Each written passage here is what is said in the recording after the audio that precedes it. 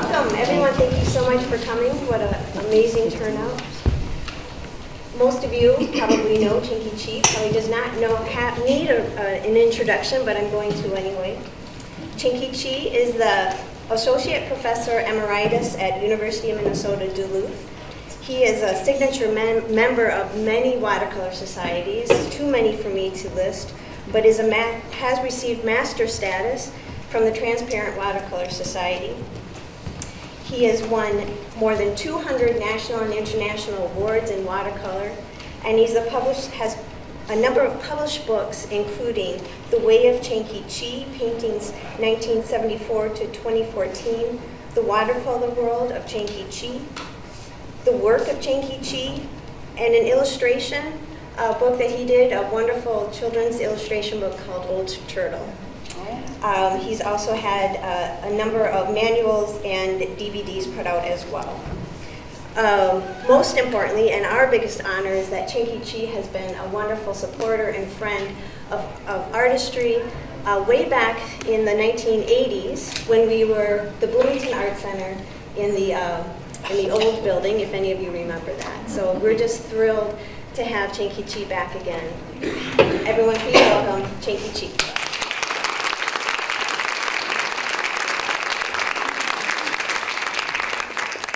Coming to Bloomington Art Center make me feel like homecoming to me, you know.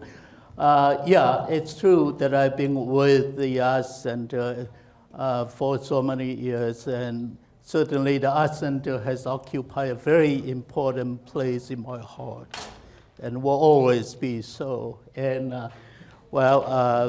the other day when I came in to deliver the paintings, and people asked, are you Rachel Stair? I say, oh yes, I'm Rachel Stair. I feel so proud to be Rachel Stair. And our friendship has been many, many years. So I'm very grateful to be here. And I'm especially grateful to all of you. Such a beautiful Saturday, and coming here to see Cheng-Khee clowning. I appreciate very much, but I feel sorry that you give up all the opportunity of the very large good weather days, you know, to come here. But anyway, thank you so much. It really make my day, my month, my year funny. Well, my topic is supposed to be dealing with both East and West, because I'm a mixture of both, you know. So if you're a mixture of both, you're no good at either one. Of course, I was born in China and grew up in Southeast Asia, and been trained in Chinese way of thinking and painting. And also, since 1962, I came to the United States. So you know how old I am, over half a century that I have been here, earlier than most of you have been born. You're all my baby sisters and brothers. But anyway, because of my experience of East and West, so they thought that it might be interesting for me to talk about my own experience. So essentially it means that I'm sharing with my own creative experience, how I combine the two, East and West, and how I try, just like, you know, now I don't just eat Chinese food alone. I like a Texas-style steak. I like Mexican fajita. I like all kinds of things. So my life is a mixture of both. So that will reflect in my art. Okay. What is art?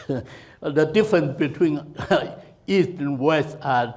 What is art? Well, I think generally speaking, of course, there's so many different definitions. Art simply means that a work of art is the expression of an artist. And an artist's creativity is always influenced by the cultural background, geographical background, and also the material available for them to paint. But you see that East and West, all right?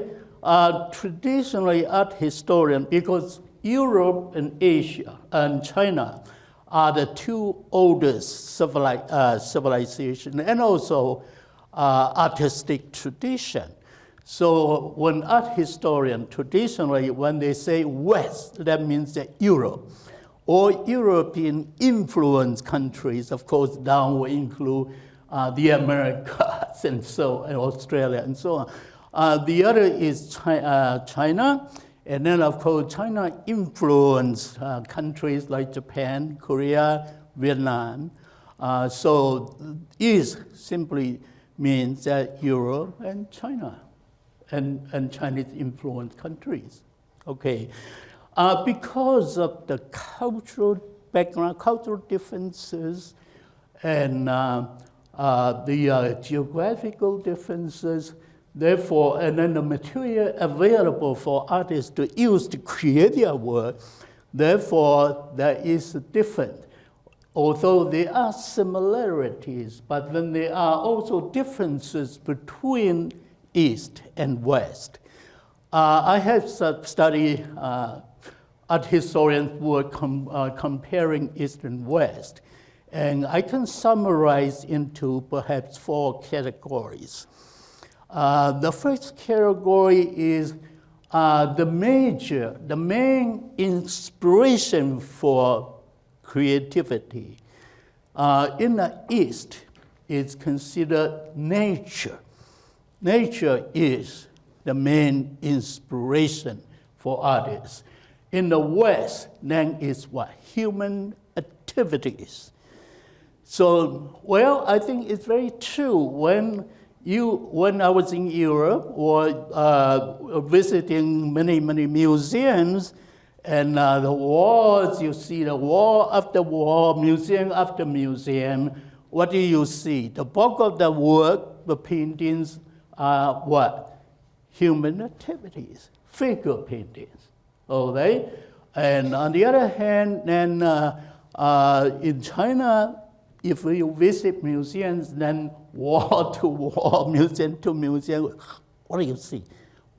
Chinese watercolor of landscape painting. Okay. So because of the differences, then now the second thing is about creative concept. What influence artists' creative concept? In the East, they always say that the literary work influenced the concept of Chinese painters. Why? Especially poetry, because poetry or creative writing and creating art it's the same kind of act to create something, all right? So in the Chinese, oftentimes people say that, oh, your poem is so beautiful, it's just like a painting. And when people look at a nice painting, oh, your paintings is just like a poem. So poetic quality is inspiring artists' creativity. All right? In the West, it says that the creative concept is influenced by what? Architecture. And when you travel in Europe, you see all the magnificent palaces and churches, cathedrals, and that whole thing. So that is considered as the inspiration for the concept. When you do painting, you think of those architectural, the magnificence of those architecture. Now, in terms of painting ideas or painting process, therefore, Eastern Chinese artists will emphasize more on ideas, on feelings, on spiritual quality. Now, why is that so?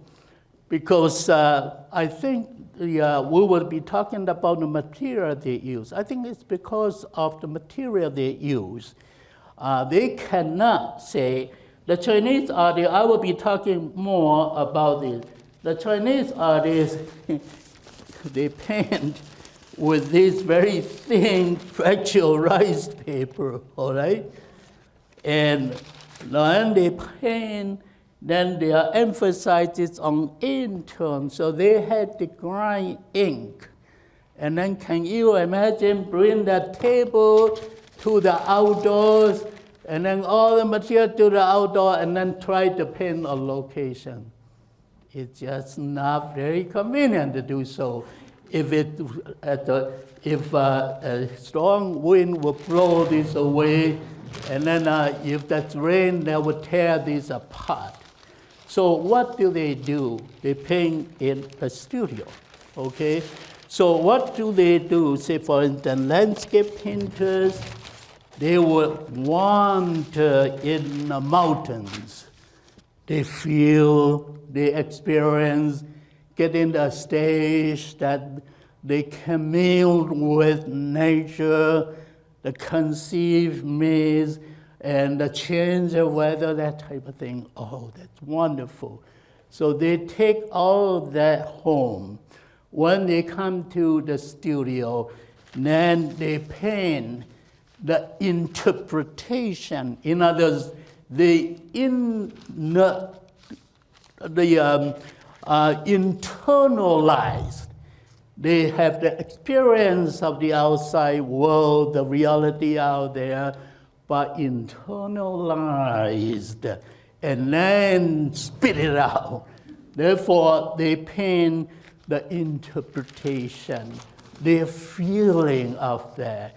So often it's more subjective, what the mountain looked like. Okay, so this is in terms of then in the West. All right, we mentioned that the concept, influence concept, is what the architecture. When you paint architecture, when you look at architecture, what do you look at? You look chiaroscuro, the form, the lighting condition, the color, and so on. So those are the things that are important to the Western world, Western painters. In terms of material, I touched upon that. The Eastern painter, of course, used very thin rice paper, and then the emphasis is on what? Brushwork. It's more subjective, more leaning toward capturing essence rather than meticulously portray the reality. Okay. For the Western, of course, you use the mainstream painting, of course, is considered it's oil painting. Then, of course, you use canvas, and then you can build up.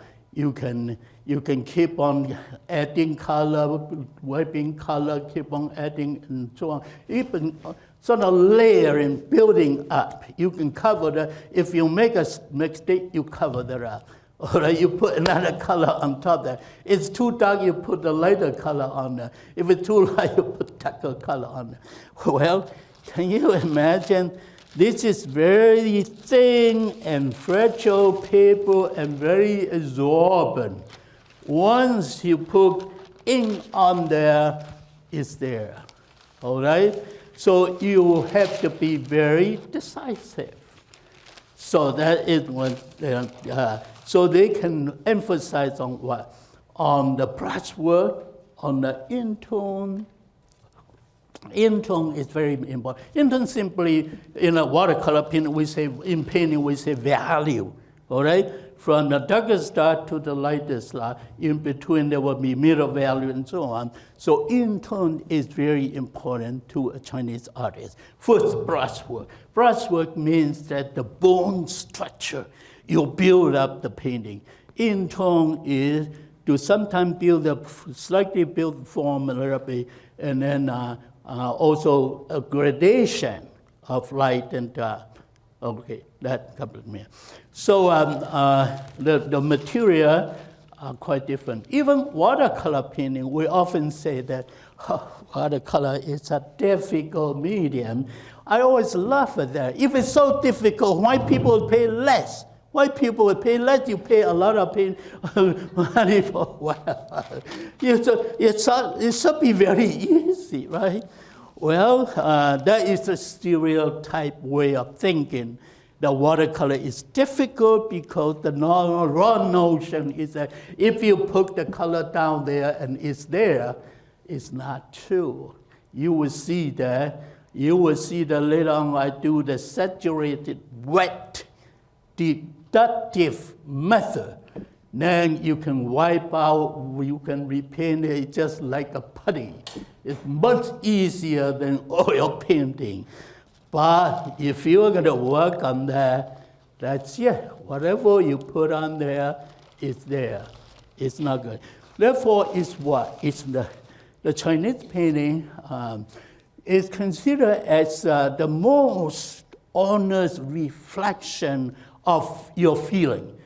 Because you see your brushwork, your feeling through your brushwork transmitted through the brush and go on the very sensitive rice paper and make the mark. That mark is what? Very close to your heart. Well, you build that, you make them, you change that kind of thing. Then, of course, it's going through several steps to get there instead of a very direct statement, a very direct statement from your heart to the paper. Okay? In terms of training, well, of course, the Chinese doesn't pay. The Chinese do not use, Chinese painters do not use as many colors as the Western painters. And Chinese painters do not, in fact, to some extent, do not try to paint shadow cast. But in the Western painting, then shadow cast is a beautiful thing. By contrast, then it shows light. Light is very important. Color is very important. The Chinese, that means that those two elements are important, also including others. But the main concern in Chinese painting, in terms of design element, that is what? Brushwork. The brush, the line, the quality of line. The brushwork basically is what? Line, the quality of line, thin line, thick line, broken line, whatever line you wanted to call that. And then in tone, the value, they deal with those. Color oftentimes is just to very lightly apply to enhance the painting. They do not want it to kill the beautiful in tone and brushwork. Okay. So the basically broad, in a very broad sense, those are the differences between the East and West. In terms of training, the Eastern painter generally, they started learning by copying the master work. By copy. If you study with the master will certainly show you simple things, how to paint rock, how to paint tree, how to paint individual things, and then later on show you how to put them together, and then later on you master all those things, in tone, how to get in tone, how to get very good brushwork, the quality of brushwork. After you master those basic things, then of course you have to know how to compose the painting.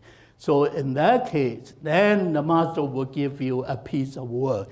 And you go home and copy that. And then tomorrow you bring your assignment and I'll look at it, that's rubbish. Go home, copy it again. Rubbish, garbage, copy it again.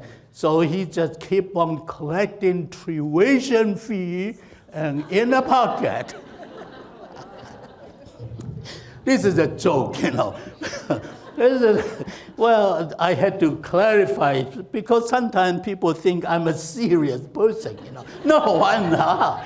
So getting to a point that sometimes people feel offended, not knowing that is just a joke, So getting to a point that I have to clarify, this is a joke, Anyway, so the Chinese painting, so I will first finish the Chinese part. Let me see. I had to manage the time, Otherwise, I won't have any time left for the Western part of the demonstration.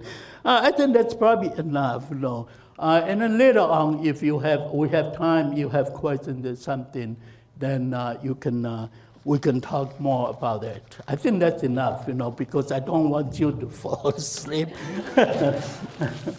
The Chinese, actually, the Chinese, the Western paper, watercolor. Let's just leave the oil painting out because the Western watercolor paper, well, basically are quite limited, although they are different brands. But generally, Western European paper would be 22 by 30. That's called the standard, and then half sheet Royal, and then double the full sheet, then it's double elephant and triple elephant. Then basically it's the weight, 90 pounds, 140 pounds, 300 pounds, something like that. But basically, the Chinese rice paper, I don't know. I can never understand why the Westerners call Chinese paper rice paper. Is that rice paper, the grain that you can eat part, or I think it's probably the straw, the fiber, made of fiber, the straw. And the straw is probably cheaper paper. It's made of rice straw, like Durham Prentice paper, but cheap grade of that you said. But then the good paper is made of either this is Cheng paper, the most desired paper, very thin, very fragile. It's also usually called the Cheng, X-U-A-N, Cheng paper. Cheng is the name of the county, made in the county area. All right, so that makes the best paper for painting or calligraphy. So that's the Cheng paper, or mulberry board. Okay, and then sometimes bamboo and cotton, this different type of thing, fiber to mix that. So they have all kind of things. This is the kind of paper is most desired paper, very absorbent, very fragile. The other type of paper, generally speaking, is called the leather paper. Leather paper means that stronger or hairy edge paper. Now, it's called hairy edge paper because there's a fuzzy edge here. See that? Fuzzy edge that you can pull. That means that it's woven with longer fiber. Therefore, it's stronger. Okay? So that is the basic differences there. And then also they do have the sized paper and unsized paper. Sized paper is sometimes you wanted to do very detailed work, then you give a little bit size into the paper, meaning that to make the paper less absorbent. Therefore, you can manipulate on the surface a little bit longer without afraid of smearing. Okay, so those are things. But then there are all kind of different type of paper. The Chinese calligraphy is just as important because a good calligrapher generally could do good painting, and a good painter had to be a good calligrapher. So if not, after they do a painting and they try to do a calligraphy, even just a signature, and that looks so lousy, it spoils your good painting. So that's why they have, because the two are so close related. The brushwork, the painting is brushwork. So the calligraphy is also brushwork. Okay, so the only difference is that calligraphy is probably solid dark, while when you come to painting, then you have what? Besides the solid dark brushwork, you also have what? In-tone, light, dark, middle value, and down the way. So they are very closely related. All right, normally you will have to grind ink. This is a student sort of sample of this. You have an ink stone, and they're very particular about this. And then ink stick made of soot of some sort, usually pine soot or oil, tongue oil soot. And then mold it into this. And then they add water and then keep on grinding until you get enough ink to go for it. Can you imagine painting outdoors? Try to do that kind of thing in there. Okay, then the different type of brushes. Okay, so we don't want to dwell upon this because we had to move on. I was asked to do too many things. Okay, now in terms of color, I did mention the Chinese use fewer color because basically these are mineral color. See that? Mineral colors. Mineral colors, how many, when you use the chemical color, then you could do all kind of, different kind of color. I remember I received a merchandise award from Daniel Smith, and then they give me 3 trays of colors altogether over 300. Who is going to use that? That's all commercial reason. They just wanted to sell more things.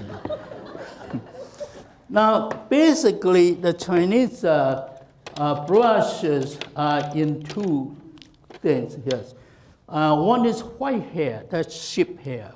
Okay, sheep hair. That's softer. So usually used for color or something, but it doesn't matter, generally speaking. The other one here is wolf hair, okay, wolf hair. That means that the head is stiffer. So sometimes you use it for calligraphy or calligraphic work, basically. And then now, of course, when this becomes too big, that's too bulky, therefore they use the same size of stem and then make a head, so in this case.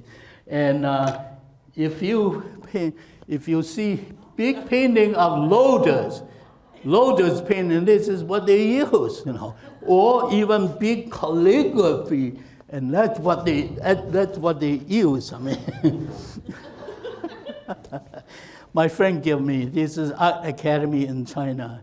I never got a chance to use that because I never did such huge paintings. Okay, so we should get on to it. I'm getting lazy, and of course we are modernized. I use liquid ink instead of grinding ink. We won't have the time anyway. By the time I finish the ink, the time will be over. Okay, so I would do a piece of calligraphy. I have to say that I'm not a calligrapher because I trying to do the Eastern way, try to do the Western way, so you are no good in either way.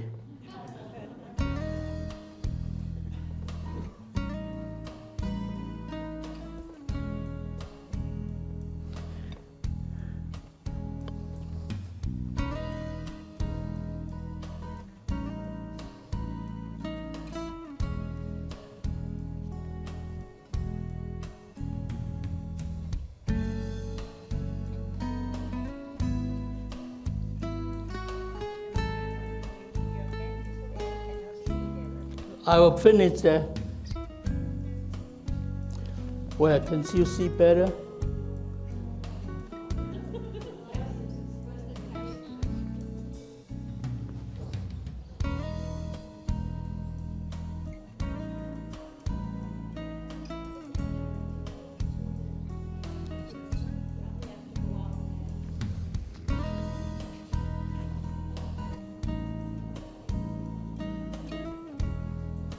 Okay, just an example of So nice thing about that is when you use mirror, then what happened? Then this better? Okay. So of course you say that we don't know Chinese calligraphy. You can fool us with anything. Well, I said I'm not a good calligrapher, but I have spent enough time to practice on this thing. Anyway, this is, you see that it's the, usually one breath, you go as fast as you can. It's the line quality. You see that the broken line? In Chinese called flying line. Flying white.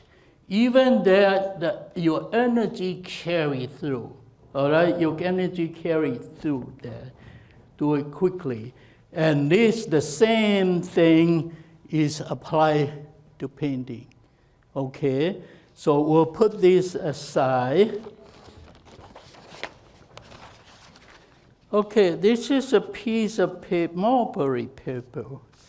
It's slightly sized, therefore it's a little bit less absorbent, but still it's it's all relatively speaking.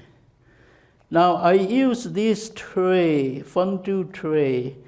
They don't seem to make this anymore. Okay, so there are several, they cannot see it. You cannot see it. Okay, several compartments. So this is the strongest ink. This is the strongest ink. Okay, I'll pick up some color. So this is the next one. This is what? Less. All right, this is more diluted. And this is more diluted. So in other words, from very dark to lighter value. And then the middle part, that is for me to sort of cultivate my brush. Okay? So with that, all right, the Chinese painter, again, this is the difference between it and West. It's that you don't set up the things to paint from. And then you set up the still life or have a person, a model out there, and then you paint from. No, it's that they study the subject. If they loved a certain subject, they wanted to paint, they study that, they feel that, get into a point that when they drained up in subject like the Chinese Taoist Zhuangzi. They say that when he was sleeping, he dreamed of the butterfly, and then when he was awake, he couldn't tell whether he was the butterfly or the butterfly was him. Get into that kind of stage, in other words. So the thorough understanding the subject. So when you come to the painting, then you let your feeling out. All right? It's usually a quick execution. Oh my God, I got only 20 minutes left, and to do a painting, you ought to be kidding. But I will try anyway.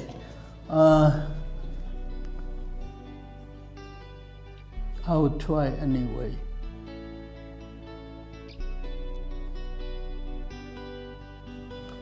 Sometimes you have to be careful, It could be too much water. It could be too little water.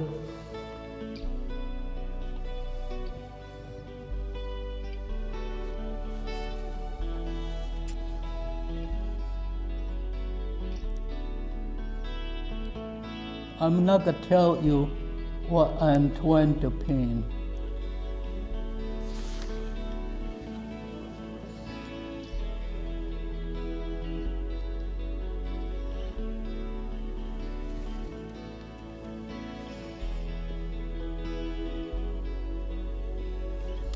When you come to that, you need to have some support for your hand.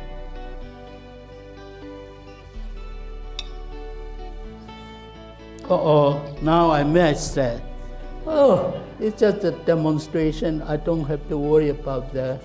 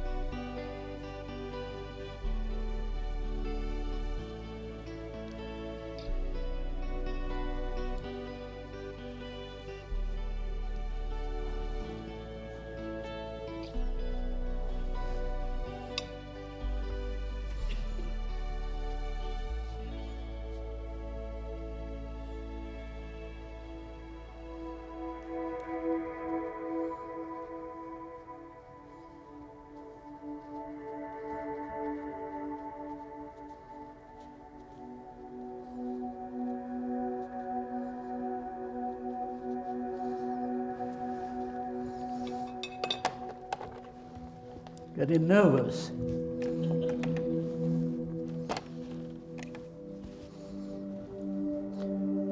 Now the brushwork, economize the brushwork. I'm picking up the really light value ink, and then I dip in the really dark ink. Therefore, very dark to very light. Okay.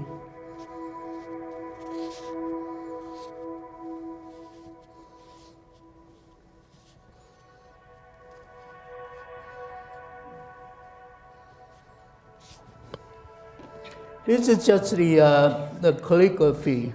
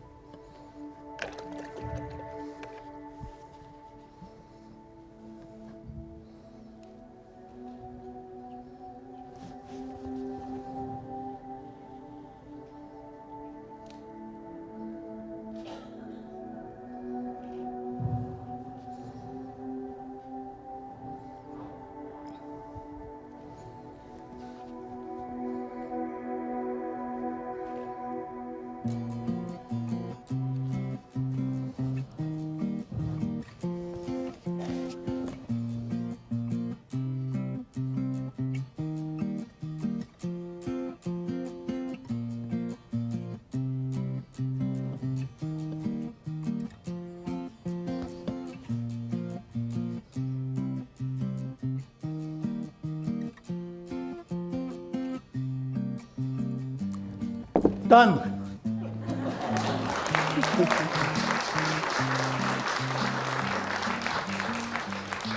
See, not to worry about dwelling on little detail, but the essence, all right? And try to economize the brush as much as possible, meaning that when you pick up stronger ink on this side, the brush stays less than there, and it gives you what? The feeling of volume, okay? The light and the dark. And basically, you see, it's just like what I did, the calligraphy, okay? Well, I'm very flattered. Normally, after the first hour now, at least half is gone. Oh, you stick with me. Thank you, thank you. Okay, well, the second part is quite different from the first part, quite different. But actually, it still is a synthesis between East and West, the way of working. First, philosophically, this process is influenced by Tao philosophy, meaning that let nature take the course, work in harmony with nature. Now, we always heard people, I mentioned it before, people always say that watercolor is a difficult medium. Oh, when you put the color on, you cannot remove. That is not true, because I'm going to prove to you that's not true. The Tao philosophy means that if you can find a way to also let the medium have a chance to work for you, and oftentimes the result could be more beautiful than you could do yourself. And that's the idea. So the idea is to start out the color with total emotion, abstraction. In other words, work like an abstract expressionist. You're just not thinking of anything, the reality, the real subject. Just improvisationally. Place color down at random, of course. If you have a good understanding of design, then of course, when you put color down, you will be thinking of warm and cool color, and dry and wet color, and light and dark value, and that type of thing. That if you have a good understanding, that becomes a second nature. Intuitively, when you apply color, this thing will work in your mind for you. So that's the idea. Now, I took a workshop from Edgar Whinney. Now, some of you may know that or have studied with him, but the younger generation, my little baby sisters or nephews and nieces, you probably don't know who he is. He worked wet technique, and he had a statement. Now, I don't care. I went to his workshop. I don't care what color he used or how he applied that kind of thing. I listened to his philosophy, principle, what he had to say, rather than how he worked. And he said that substances, the two sentences that stick in my mind, and that helped me connect the Tao philosophy. The first one is substances obeying their own laws make beautiful things. Well, that's Tao philosophy. Tao, Lao Tzu, he said that let nature take the course. Then beautiful thing could come to you. Okay. And he said in the second statement, to qualify the first statement, is something like this. painting watercolor in wet into wet is the closest subscription to the natural law. Okay? So if you paint wet into wet, so I thought that makes sense. And that helped me connect to the Tao philosophy. Do things the natural way. Work in harmony with nature. Because what? Medium itself, watercolor is a fluid medium. It has its own characteristic.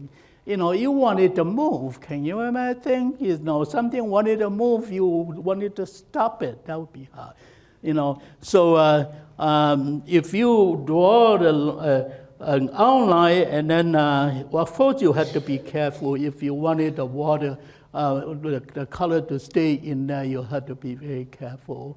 But after practicing, I discovered that if you soak this thoroughly, so before I came, I get a head start, I soak the paper, meaning that I apply paper to one side, okay, and then I flip it over and then apply water to the other side, okay? So attack from both sides. So the pieces were thoroughly saturated, okay? So the idea is that if you soak the paper thoroughly, you can apply any color. You can throw any color on top of there. You can wipe it out easily. Even after this paper is dry, you can still wipe it out.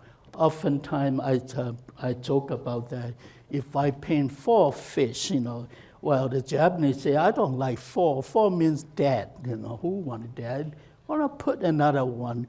Or they say, oh, I have 5 children. Why don't you paint, you know, 5 instead of, could you add another fish? Well, if I add another one that will kill the painting, I would, and then I would not. If somebody would say, oh, I have only 3, maybe you can take away 1. If you take away 1, that would also ruin your painting. Then if you have enough bread to go through this year, you say, no, for artistic integrity, I'm not going to take away 1 or add 1. But yes, my 4 children are crying, Daddy, please do that. We are hungry for a few days. What difference does it make? I can stick anything on there if you want to. You just have to bend a little bit, right? Well, the talking nonsense means I wanted to let the paper soak a little bit longer. This, I think, it's just 2 colors that I squeeze in there. And I use a little brush, okay? And I make the paint stick to the bottom, and then use a little dropper, all right? Drop in a little bit water at a time and then keep on mixing it up, okay? I think usually mix this to use for a week or so, okay? If I go away, then I have to cover. I can cover it up, okay? So that will keep to avoid the moisture. And the color I use varies, all right? Predominantly Winsor Newton, but then I also love my brother Chief Joe's American Journey. You know, sometimes certain colors are quite good. I use that. Certain colors like Holbein, I think they make nice copper green. Okay, because quite similar to the Chinese mineral green color, and I use Daniel Smith. The Kunakron colors, queen colors are very nice. So these are winter. This is violet. Yeah, queen's violet, queen's rose. I use those colors. Okay, so well, let's get started then. I think.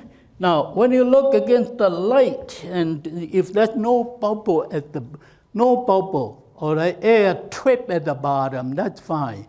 If you find a bubble trip at the bottom, track at the bottom there, then you lift it up, and then brush more color on the paper and the ball, and then put it back down there. Then it will just stretch, re-stretch out. So try to make the ball totally flat and stick to the paper. You cannot do the halfway job, This I use for lifting based on my years of working experience. Now, I used to use predominantly the arches, all right? And at that time, then I have no problem lifting whatsoever. But then later on, they change hand, change formula, and then sometimes they are uneven, sometimes they can lift, the same workshop group, and certain people use that, wipe it out, certain cannot lift. But Fabriano Uno, used to be called Uno, now it's called Fabriano Artistico, but basically it's the same thing. I never thought about that until I got a mini award merchandise. I got a package of that Fabriano. I tried it. I love it. So give me something free. Maybe I will like it. And that seemed to be very sure. Okay, doesn't matter. So this is Fabriano cold press. Okay, I use cold press. This is 140 pounds. It doesn't matter what pound you use. 30 pounds or 140 pounds, it's all the same. Okay, what I'm doing now is to take out excess water, the surface water. The paper, the paper contains all the moisture, but we don't want to have too much surface water. So I run this over, okay?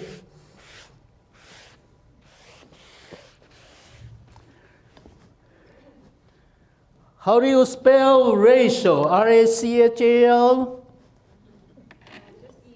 Huh? Okay, I had to make sure. I don't want to make a boo-boo out of that. Okay, A-C-H.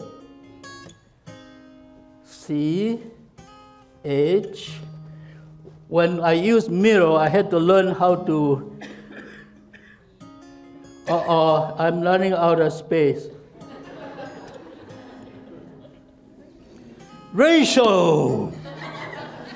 Now, why I did this? Because I wanted to dedicate this process to Rachel, because she worked very, very hard. Besides that, she's my goddaughter. But listen carefully. I did not say I dedicate a painting, the process, to her. Okay, so now it doesn't matter, okay? The one tip is that use the non-staining color first, okay? So that like non-staining color like this. This is my brother Joe's sky blue, all right? And then doesn't matter, just work like a monkey, like that. Have fun, have fun. Don't worry about what it's going to be. Don't worry about that. Just work like a monkey, abstract expressionism.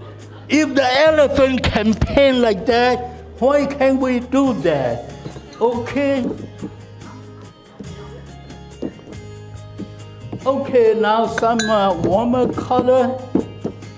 Just like a monkey, just like a monkey. Just like that, you don't know what is going on, what you're doing.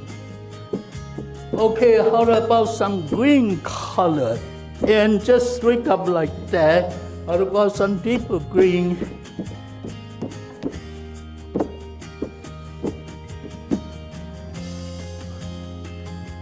Don't waste that color.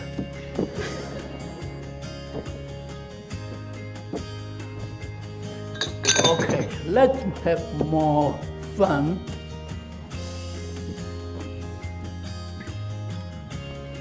Okay, now we probably wanted some brighter color.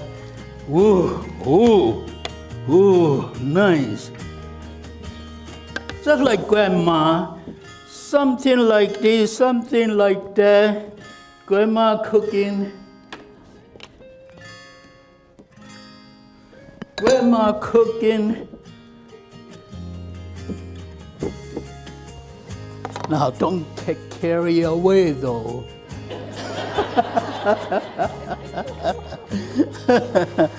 Don't get carried away. You might have a mess in your hand.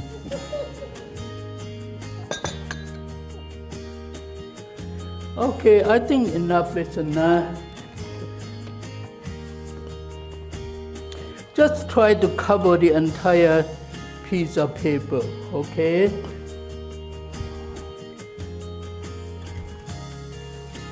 Okay, so now you have to pick. Rachel, go around and collect more money so I will let them see what's happening.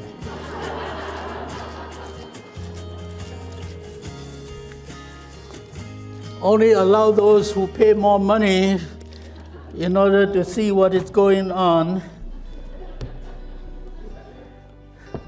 I think I'm in big trouble here, so I don't want you to see.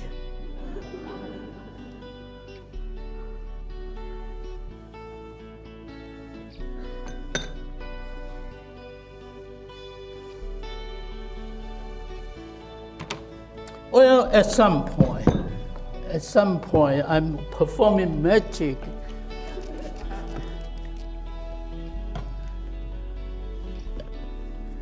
Let you pick a little bit. No, terrible. Let's do some more magic.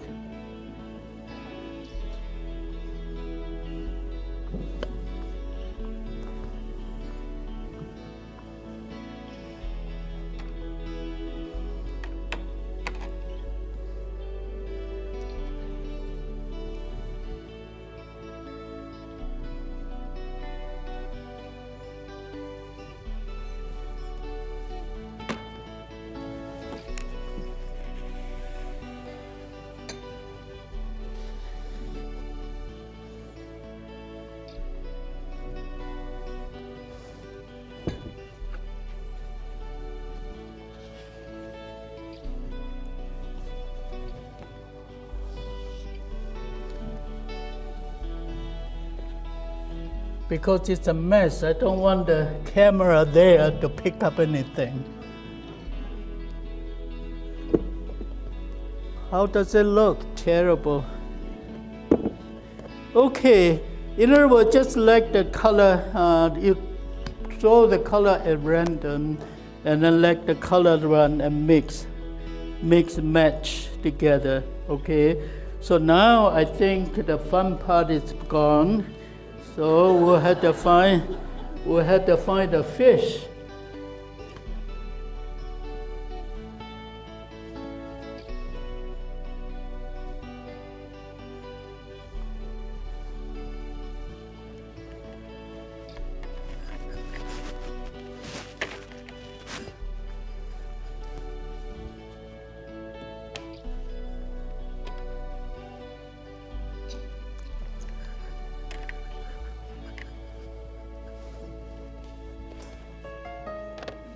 We'll let the color set a little bit because now it's too watery. If we go ahead and try to lift, then the paint will run back into it. All right. So now we'll let the color set for a while. And I think you don't have all the time here. So what I'm going to do is to take out some moisture, so you don't have to get stuck around until 3 o'clock. You can leave earlier.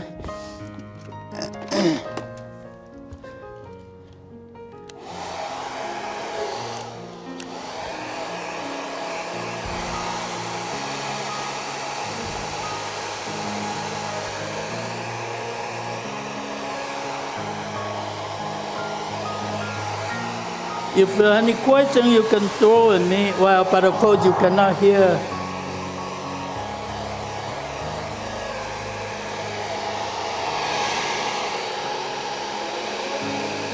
I can hear you.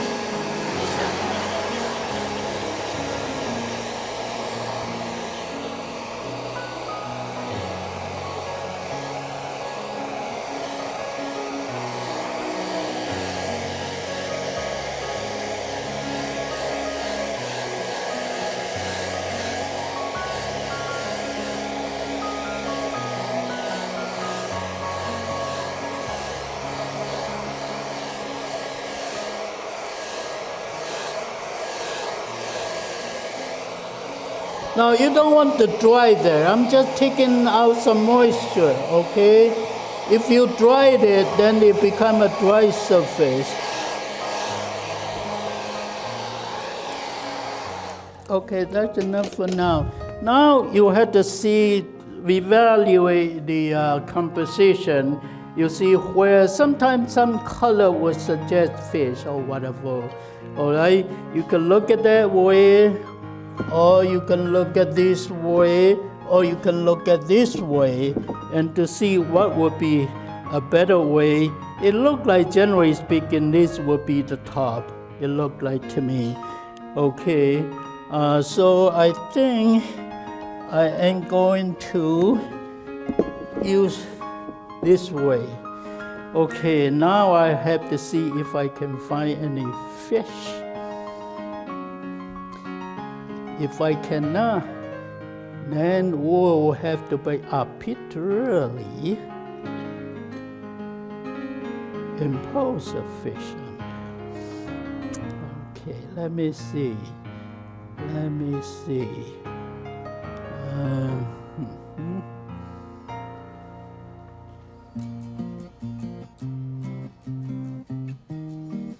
Well, I just have to bite the bullet.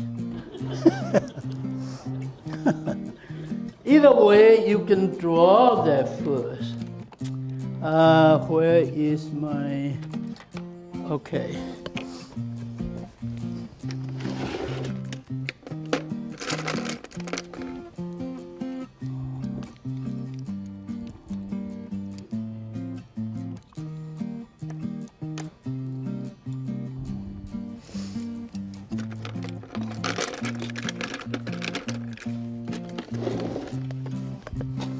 Okay, you can outline this now. It looked like to me that's one coming up just like that.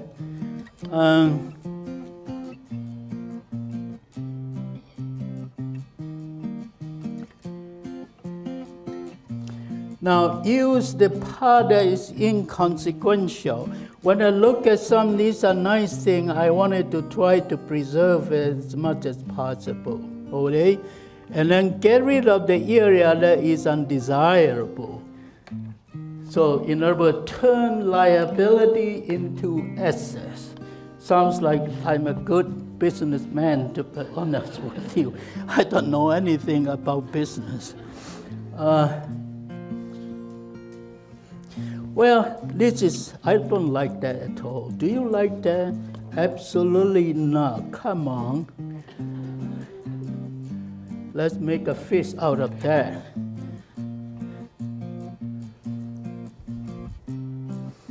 Okay, so we will get rid of that. That's still quite wet. All right, and I suppose how many people, too many people, no matter how many fish I fish, still be not enough.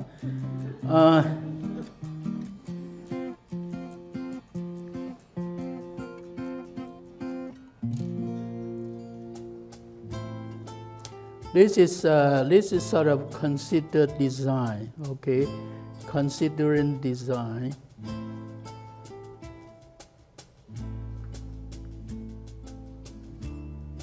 Okay, this way, go in that way, and then turn around so that people will not follow the fish and go out. By that, it says stop there. And then turn around, you go back in there. design consideration. Okay, so we will start lifting. Get rid of that first. I don't like that at all.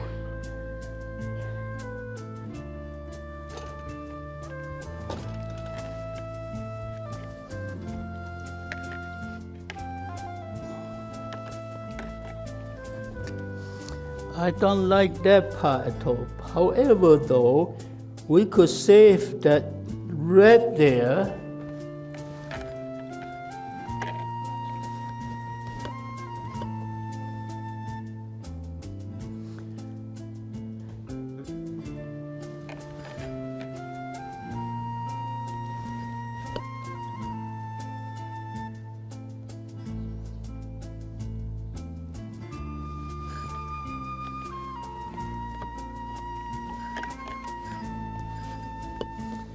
Color is expensive. That's why even the little red there, I try to save it.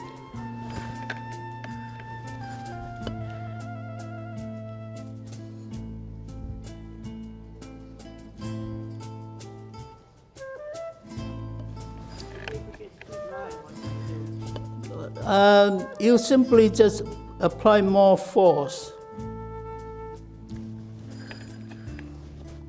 That means that this. That means that this. Okay?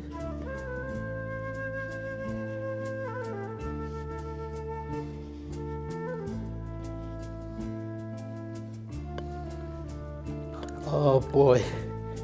Again, it's the clock again.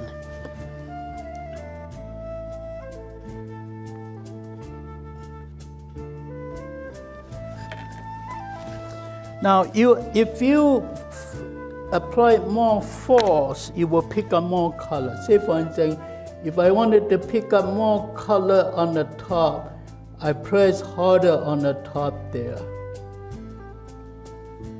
and less at the bottom.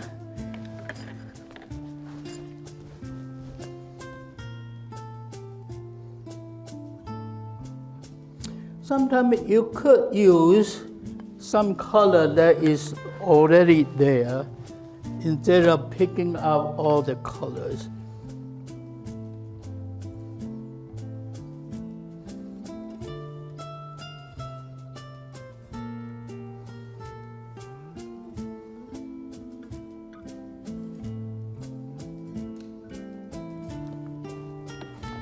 Or you could go for a smaller brush.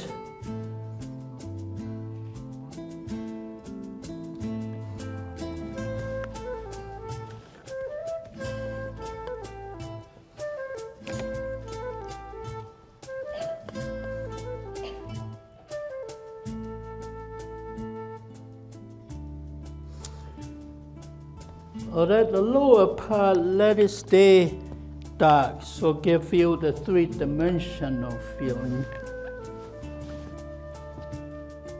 Or leave out a pink. Now, you do have to know the subject. So meaning that years of observation, years of drawing, painting, practicing, and everything is actually in your database, in your head. So you don't have to ask the fish to stay still for you. And this is the Chinese way of training.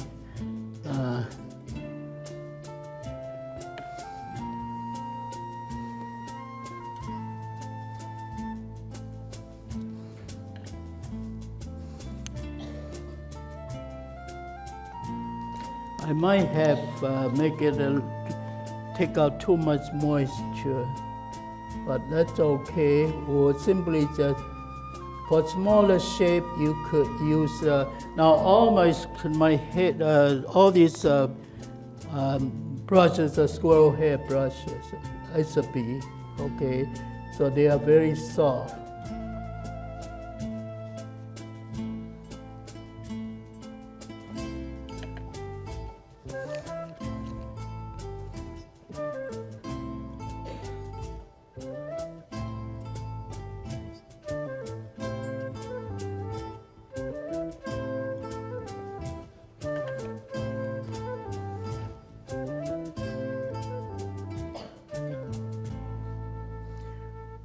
Well, if you get bored, you wanted to get away, that's fine. Or if you feel that, oh, I'm fired, I wanted to paint, I can't wait, you could go and paint. Either way.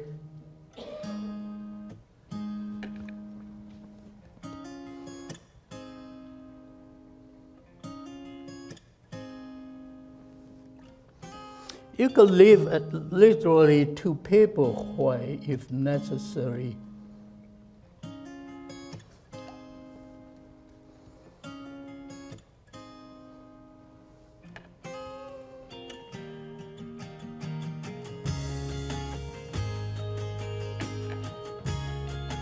Okay, don't just dwell on one. We have to move on to the others. It's always nice to have two fish touching each other. That's how when people caught.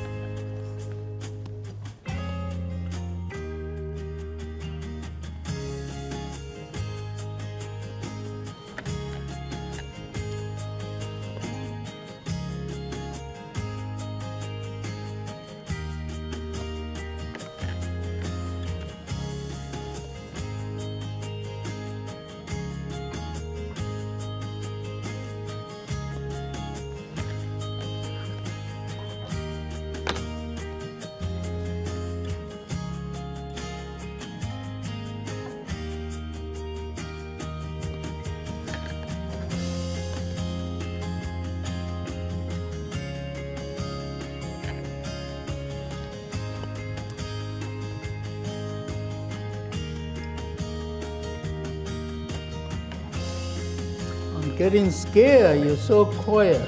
Are you falling asleep?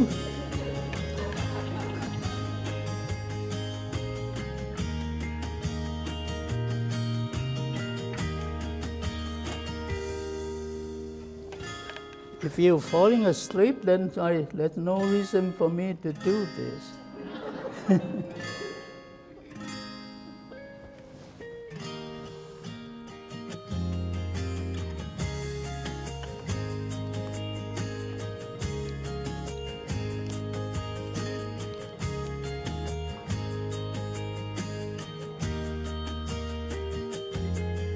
You could use a little bit stiff. This is sort of synthetic brush, a little bit stiffer.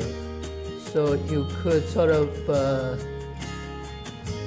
work out that little detail, small area.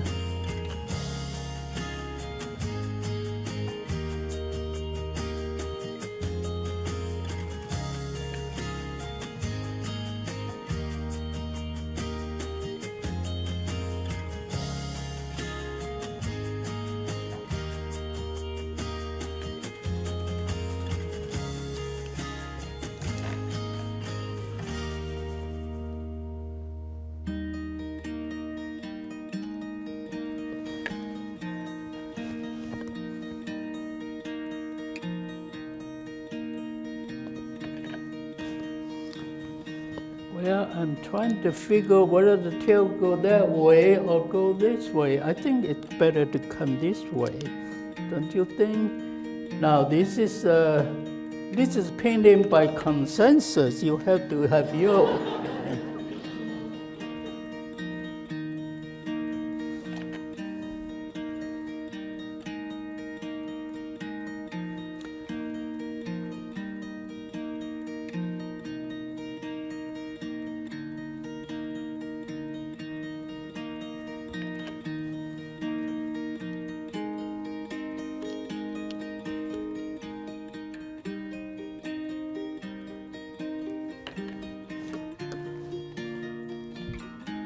I just feel need to bring something down this way.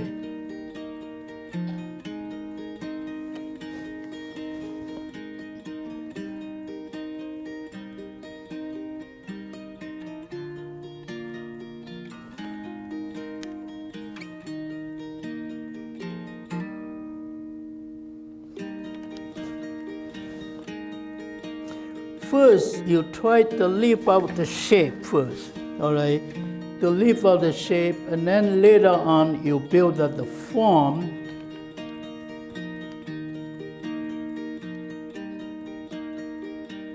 And then details, a color, work out the details. Okay, this one here doesn't seem to have just the body. Who wants you if just a body? No fin, nothing.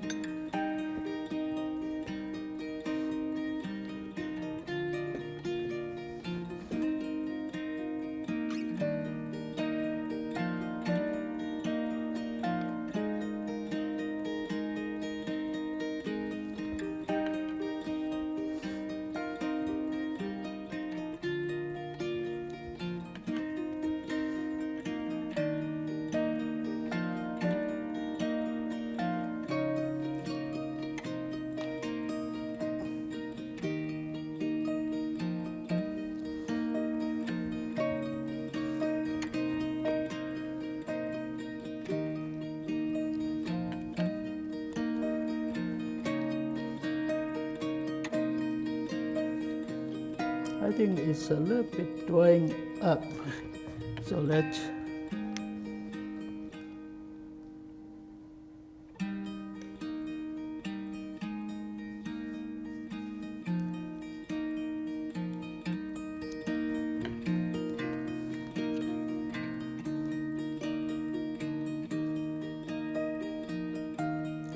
I think I used too much force, so I have some scratch here, but don't worry about that. We could disguise that.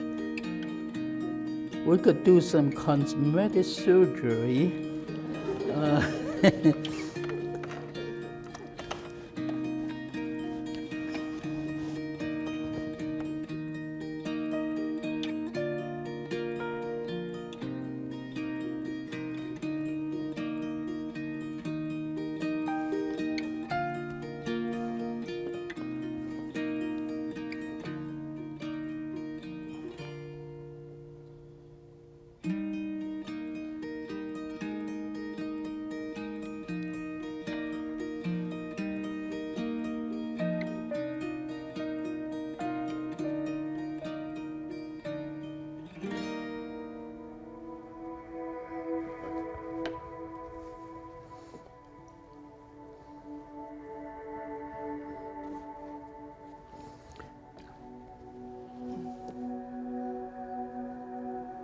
Uh-oh. 20 minutes to go.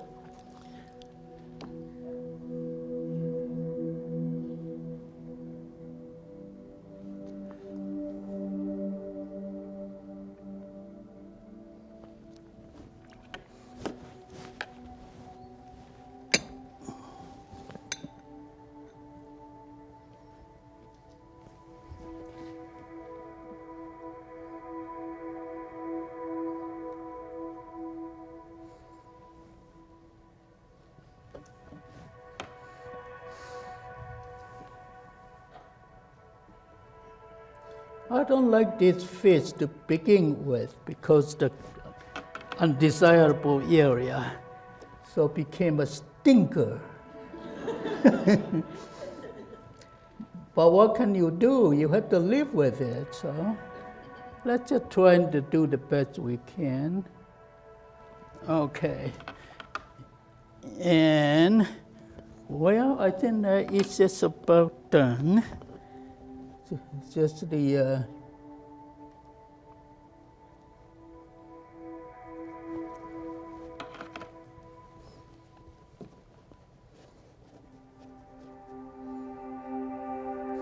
now I'm scouting, by using deductive method to scout.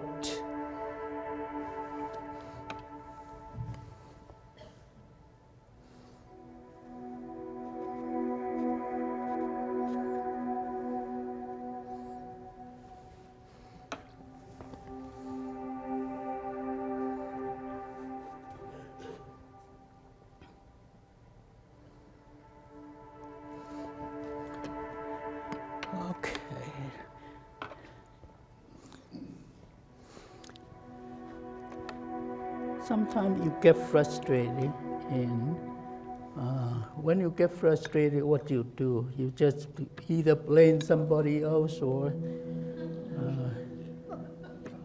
in this case, of course, I cannot blame you because you have nothing to do with this. So I just had to blame.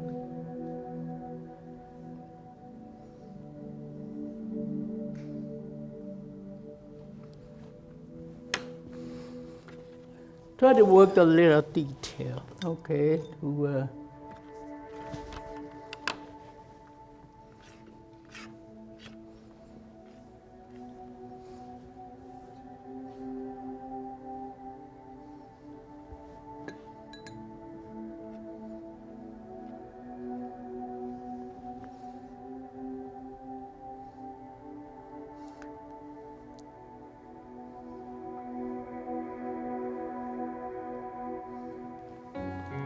And sometimes they have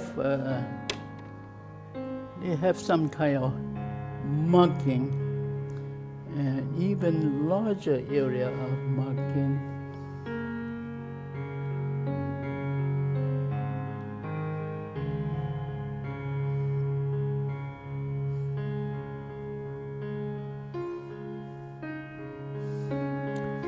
All right. This one here, I think we have to, to have a stronger makeup to cover the default. Yeah, with my bigger brush. Okay, that would mean that we will have to have. If the area becomes too dull, then you could add color to it. And especially certain area doesn't seem desirable at all.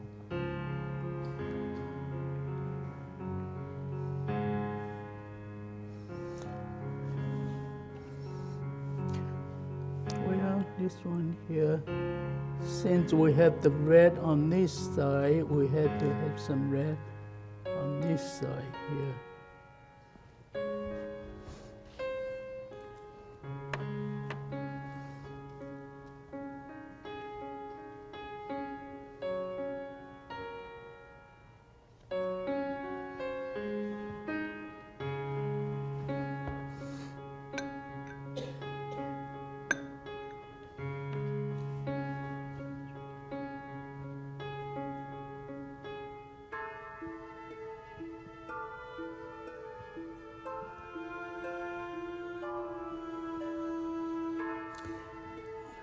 Well, as long as, might as well make them all red or something.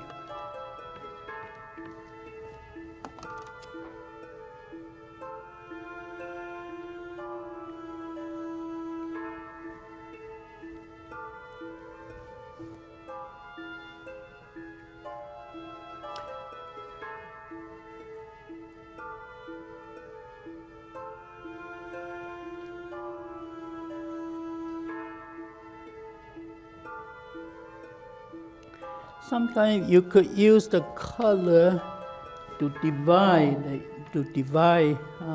say for instance, to make that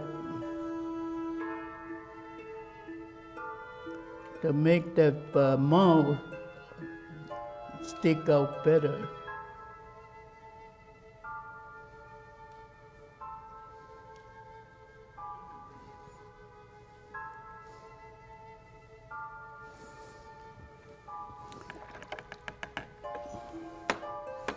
Okay, apply some.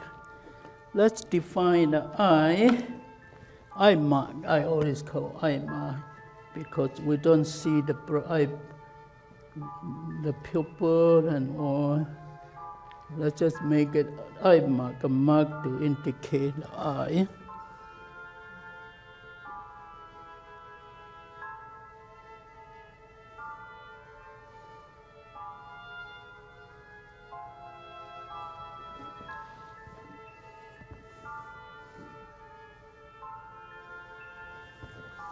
And of course, right here.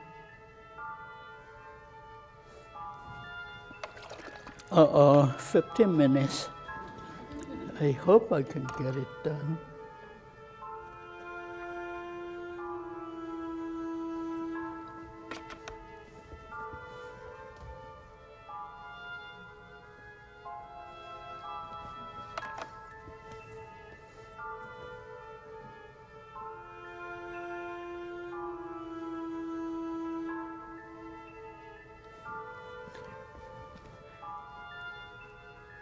All right, let's have some eyelid.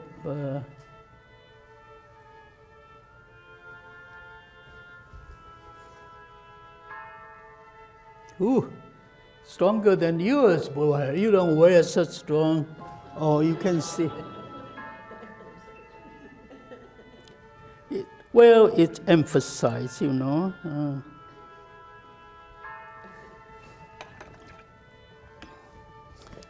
Okay.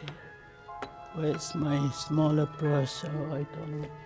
I got so messed up here.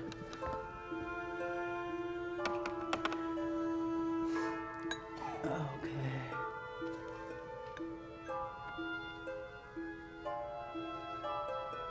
Okay, let's get some, this is sort of tricolor. Tricolor coin. Red and white. Would be nice that to have red and white and blue. Patriotic coin.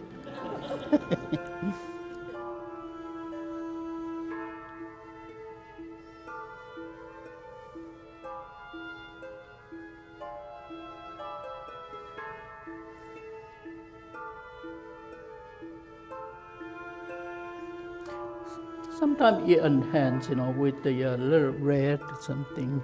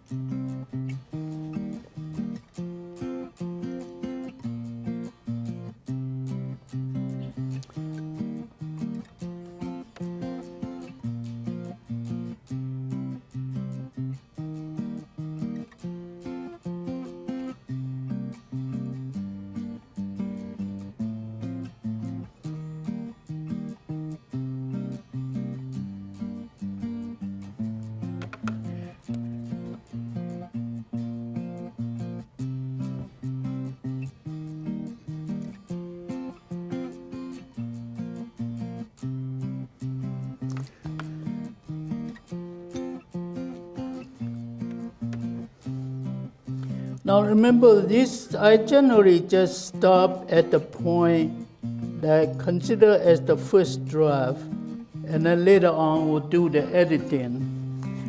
You know, many people could finish up one painting in one sitting. I cannot. And even Cheng-Khee, he said that, well, you know, poet and literary figure, you know, when they write something, they have to go on and polish and polish and polish several drafts, you know, rather than say once and then you got the masterpiece, you know. So I need to go back there and to add details, so on. So this is sort of the first draft. And there are many other things that we could do after this first draft.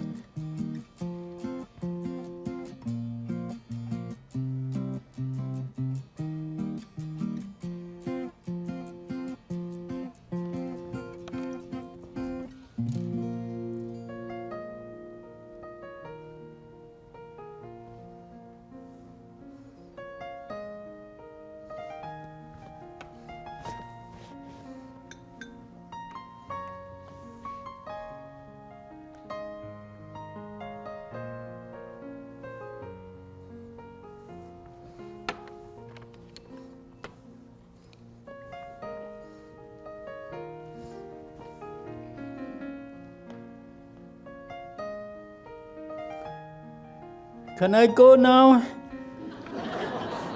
I think I sweat through this.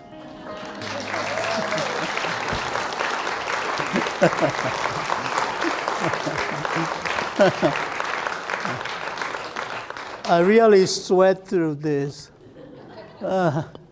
Okay. You could, I can continue to work, but there's no reason to do that. Continue to refine that, the smaller shapes and so on.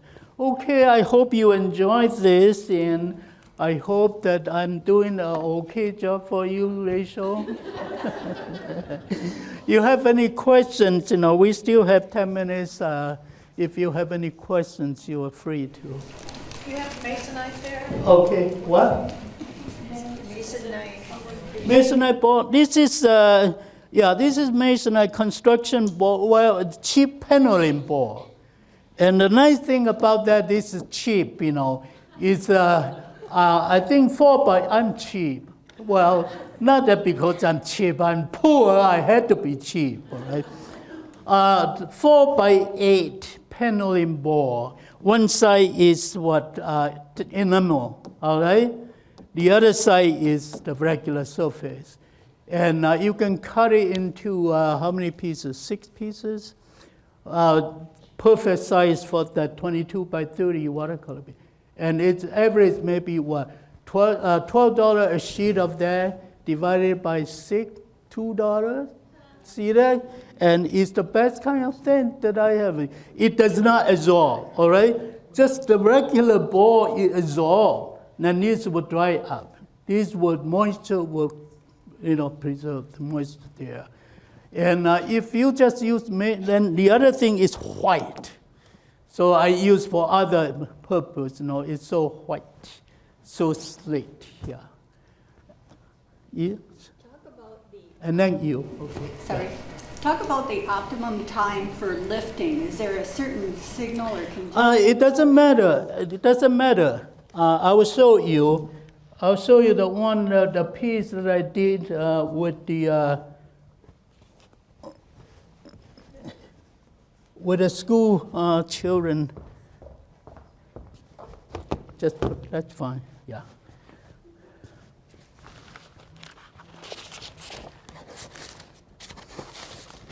Now, what you could do, simply just re-wet the painting, okay? Re-wet the painting. People are generally so afraid, how can you, I wet the paint, watercolor? That's a watercolor painting and you're gonna re-wet that? You're crazy, all right? No. If you work out this way, all right, if you paint it this way, you can re-wet the paper. You can re-wet that, all right? Generally, what you will do, you will wet the back first, okay? You wet the back, but I'm not gonna spend that kind of too much time on this. You wet the back, okay? Then you place this down. The same thing, you put these on a slanty board, okay? Because the board is there, I cannot take it out now. So assuming, all right, you have to use imagination. Then I would use a big brush like that. And then you go from one side to the other, all right? Now, when you slant the board, the advantage is that then water drains down there, okay? And then it forms a B at the bottom, and then you just seam that up. See that? Nothing happened to that. And sometimes, friends come and I'll show it. Oh, don't do that, don't do that. Oh, don't ruin the painting. Did I ruin the painting? Okay, see that? So let this sit for a while to loosen, okay? To loosen up the paint. Or sometimes I don't even want it to do that. I don't even want it to do that. But since I wanted to work on that, I'm just going to take the moisture out. So you think, oh, please don't do that. It's going to pick up the color. Assuming that I got enough soaking, okay, so okay, so now I can operate on that. I can, sometimes you could use, if you want to highlight, say for instance, okay, you can use a stiffer brush. You can, oh, my hand. You want me to chop out my hand? See that? Okay. See that? You can come back. If you wanted to highlight. See that? And that was done yesterday. I have painting even after international shows, and when I look at why this jam was in national show, I couldn't believe myself. And then, and I make changes. All right? You can still change it. If you use the right kind of paper like Fabiano, and then work it this way in a saturated wet manner. All right? If you don't have the patience, or if you wanted the whole area to be whiter, well, then you could use the sponge, see that? You could use the sponge, or sometimes to blend, lighten the color blending, see that? Okay? So if you want another angelfish, sure. I have 3 children. If you add another one, I will buy the painting. All right? my children are crying, hungry, so what do you do? Sure, I will pick it. All right, I can add another one. Well, you can consider, that's the composition. I think I can add one here. Maybe even better, so that the fish will not going out of the picture. All right? I can use this to wipe it out. See that? You can wipe it out. Okay? Some of these are actually pretty good. Or if I don't want it, then I could wipe out the whole thing. Okay? So sometimes these original colors are something are pretty nice. I try to preserve that. All right? Say for instance, how this is the color is dripping down. Don't worry. Okay, so it's gone. So it's make it so flexible, so easy for you. Instead of, well, whatever there is, I wanted it to come out even, or to make it even whiter. So you could. Okay, so if very thin line, to say for instance, wire, pole, electric pole, wire, very thin one, you can cut with stencil the thin line and then place on there, and then you can simply use this and wipe the color out. Okay, there's no problem whatsoever. Even after this is dry, it's flexible enough for you to lift out and lip paint. Okay, and you have a question? Yeah. Now, the set of colors that you put on at first, were they transparent? All these colors are transparent. It's just some color has like earth color, or the blue, the ultramarine blue. They have a little bit more body, thicker, in other words. So I tried, those are generally non-staining color. So I tried to use the non-staining color first to sort of serve as a barrier. Because one time I say, basically, I forgot to mention the fact, then one lady just laughed, happened to be, what is it, Irish. Just love green. So phthalo green all over. said, Cheng-Khee, how come I saw you can live out easily and mine, you see the green stick there? I say, you love green too much. That's why. Besides, it's phthalo green, all right? You can use that, but other colors, then put it on. Sort of other colors, non-staining colors serve as a barrier, all right? But sometimes, it came out as, like this is actually phthalo, but it came out, it's a nice hint because, underwater, well, it could be greenish, yeah. It's a nice hint of that. So, at the back there. Is that usually how you start, the way you did for us? The background. The background, I use the biggest brush I can I can put it in there. So means that as little going over as much as possible. Okay, so that's use a big. But the thing is that if you use synthetic brush because it's stiff, all right. So if you go over too many times, then you will probably scratch the surface. The other thing is that synthetic brush, when you try to wipe it, now, natural hair, when you wipe out the paint, this sucks the water there, hold it there. Synthetic, you will not do that much, yeah. So for lifting, I would use this. But for small area, then I would use the synthetic because it's stiffer. Okay, so I can wipe out there. And any other questions? Okay. The first time that you wet the paper, do you use that big flat brush or do you use a sponge? Or?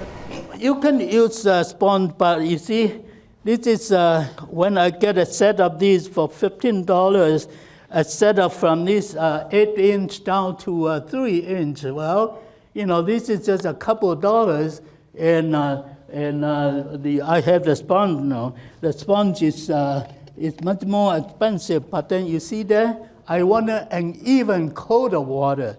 So how easy that is. I'm a lazy person by nature.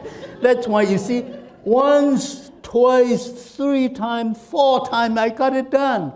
If you use this sponge, you might have to go through several times. And then it probably will not be as even, all right? When I do it this, carry it all the way, then it's very even. Okay. Now, the kids, can you imagine 7 kids, they pick up all the color and then they don't, regardless I told them, I just brush in there, don't use like a broom, keep on, the kids, kindergarten, they like to do this, But then it was a mess, yeah. The teacher said, oh, what he trying to do to our kids, All the kids trying to do to me. Well, we got it out, not too bad. Any more questions? Okay. On some of your paintings of the fish of the koi, I noticed you have a lot of the texture of the scales. Yeah, the scale, generally, I use stencils. The plastic, you cut the stencils to the shape of the scales. But then, of course, you have to know the perspective of the body, fish body, okay? If you cut the scale all the same size, then you try to rub, then it becomes so monotonous. And you flatten out the body. Let me put it this way. Then you can see a little bit better. Okay, so use the stencil, cut to the shape of the fish. So you had to study how the scale, how should they compose, And that's always a water line. You start up and down type of thing. So then rub it. Put the scale, different sizes, different perspective. When you come to the belly here, all right, then it's not a perfect one. You have to be distorted. So that I pins.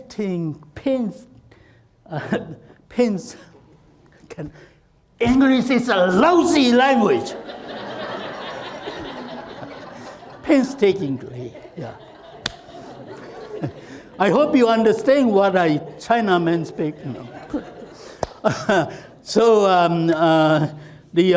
Use that stencil. You cut to that, or even you could. I forgot to bring the sample of that. You could also cut this to the small part if you want to, and okay. Now I don't do it that much. I don't do it much. I simply just do it this way, okay, just to suggest. Huh?